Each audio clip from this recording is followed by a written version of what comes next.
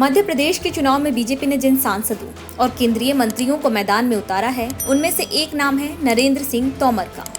नरेंद्र सिंह तोमर इस समय एमपी की सियासत में चर्चा का विषय बने हुए हैं। इसके पीछे दो वजह हैं। पहली वजह है कि नरेंद्र सिंह तोमर सांसदी के बाद अब विधायकी का चुनाव लड़ रहे हैं, और दूसरी वजह यह है कि टिकट मिलने के 12 दिन बाद भी वो अपने विधानसभा क्षेत्र में प्रचार करने नहीं पहुंचे हैं।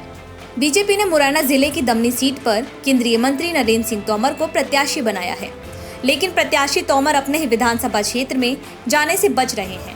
दिमनी से प्रत्याशी घोषित किए हुए तोमर को पूरे 12 दिन बीत चुके हैं, लेकिन वो अब तक विधानसभा में प्रचार करने नहीं पहुंचे हैं। खास बात यह है कि नरेंद्र सिंह तोमर पिछले कुछ दिनों से लगातार मुरैना जिले की अलग अलग विधानसभा सीटों पर प्रचार करते हुए दिखाई दिए हैं। नरेंद्र सिंह तोमर दिमनी से दूर क्यों हैं?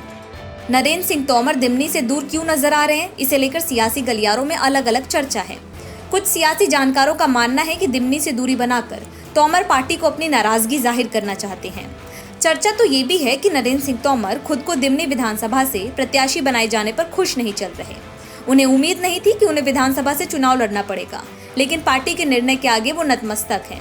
हालांकि कुछ लोगों का ये भी मानना है कि नरेंद्र सिंह तोमर ओवर कॉन्फिडेंस में हैं। पार्टी के बड़े नेता नरेंद्र सिंह तोमर सोचते हैं कि वो मंच से खड़े होकर जादू की छड़ी घुमाएंगे और जनता उन्हें वोट दे देगी। यही वजह है कि वो दिमनी विधानसभा में अभी नहीं जा रहे। 20 साल बाद विधानसभा का चुनाव लड़ेंगे तोमर। नरेंद्र सिंह तोमर वर्तमान में मुरैना से ही सांसद हैं। क्षेत्र में उनका अच्छा खासा प्रभाव माना जाता है। ऐसे में पार्टी ने इस पर नरेंद्र सिंह तोमर को प्रत्याशी बनाया है। वो 20 साल बाद विधानसभा का चुनाव लड़ेंगे। तोमर ने 1998 में अपना पहला विधानसभा का चुनाव लड़ा था। अब तक वो 2 विधानसभा और 3 लोकसभा चुनाव लड़ चुके हैं। इन सभी चुनावों में उन्होंने जीत ही हासिल की है। दिमनी सीट का समीकरण भी समझ लेते हैं। दिमनी सीट के इतिहास की बात करें तो 1980 से 2008 तक इस सीट पर बीजेपी का दबदबा था, लेकिन पिछले 2 चुनाव से बीजेपी को हार का सामना करना पड़ रहा है। अभी यहाँ कांग्रेस से विधायक रविंद्र सिंह तोमर हैं। 2008 में आखिरी बार बीजेपी को यहाँ से जीत मिली थी। इसके बाद बीजेपी यहाँ जीत के लिए लगभग तरस सी गई है।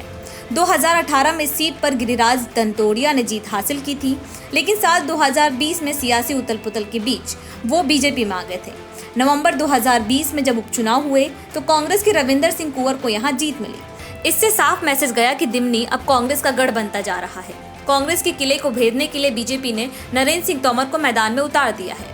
नरेंद्र सिंह तोमर अभी मुरैना से सांसद है। वहीं मुरैना जिले की 6 विधानसभा क्षेत्रों में से 4 पर कांग्रेस का कब्जा है।